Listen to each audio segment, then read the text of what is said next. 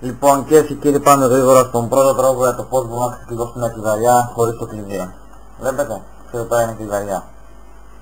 Κοιτάξτε αυτή η κλειδαριά που είναι.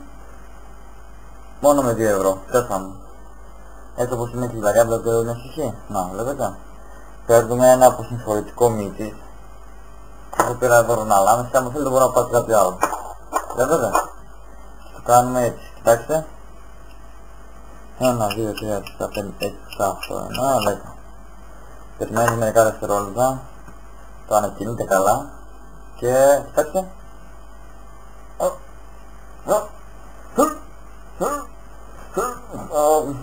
Δεν πειράζει, δεν πέσει, να πάμε σε κάποιον άλλον τρόπο.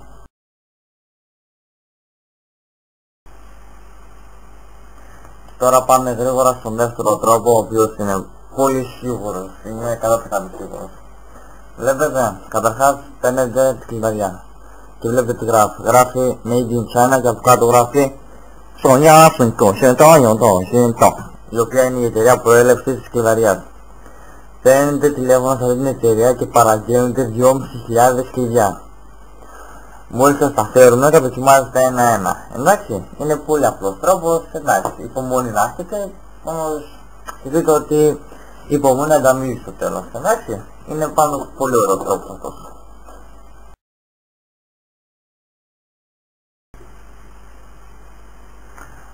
Αυτός ο τρόπος που θα σας δείξω τώρα είναι ένας από τους πιο αγαπημένους μου τρόπους.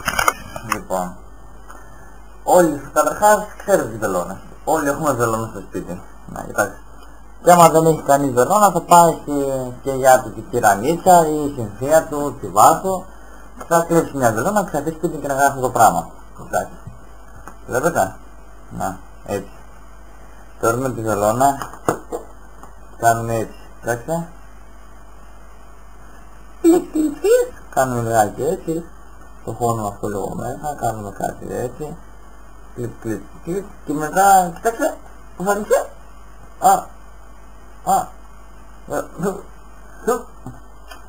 Κάτσε να το περιτριγυρίσουμε λίγο έτσι, λίγο πάνω κάτω δεξιά. Και αυτός δεν πέτυχε κρέμα, δεν πειράζει, σίγουρα από ένας τρόπος θα πετύχει.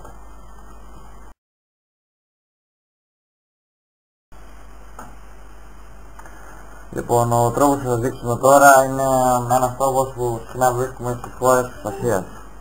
Λοιπόν, παίρνουμε την κλειδαριά και την τοποθετούμε μπροστά μας εδώ έτσι ωραία και αρχίζουμε και λέμε ψαλμούς. Είναι ένας ειδικός ψαλμός που το έμαθα από έναν βουδιστή.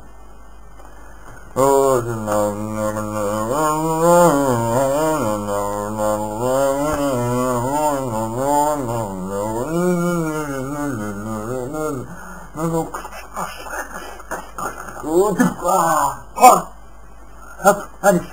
Είδατε, αυτός ο τρόπος σας είπα ότι είναι πολύ πετυχημένος και συχνά πάντα πετυχαίνει.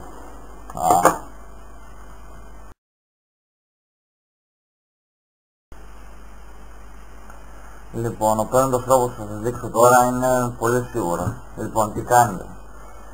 Παίρνετε, αγοράζετε ένα όπλο, ένα αληθινό όπλο, και αυτό το όπλο θα πάτε σε έναν κλειδαρά γειτονιά σας και με την απλή όπλο θα πείτε να κοιτάξετε ένα ειδικό κλειδί που να μπορεί να το ανοίγει. Εντάξει, και το παίρνει το παιδί και τελειώσει η υπόθεση. Εντάξει.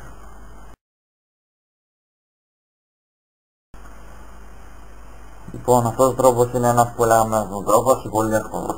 Παίρνετε την κλειδαριά και αρχίζετε και φυσάτε.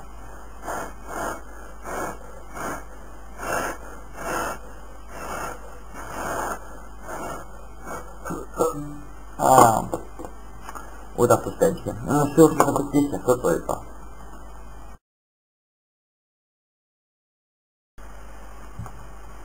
Και ο έβδομος τελευταίος τρόπος που θα σας δείξω είναι ο τρόπος που είναι ο σούπερ, ο τέλειος τρόπος, θα πετύχει. Λοιπόν, σκέφτεστε το κλειδί που μπορεί να ανοίξει αυτή τη κλειδαριά. Το φέρνετε στο μυαλό σας το κλειδί, σκέφτετε συνέχεια.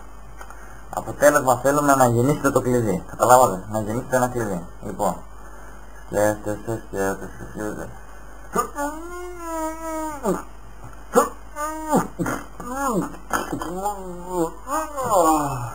Γέννησα το κλειδί. Κοιτάξτε, βλέπετε το γέννησα, τι ωραίο κλειδί που γέννησα.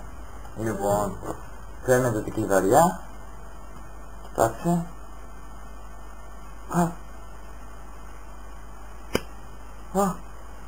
Άνοιξε, είδατε, να ακούτε το Θεό Ανδρέα. Τα ξέρει αυτά. Άντε, θα βοήθησα και πάλι πώς να στείλουν τα κλειδαριά.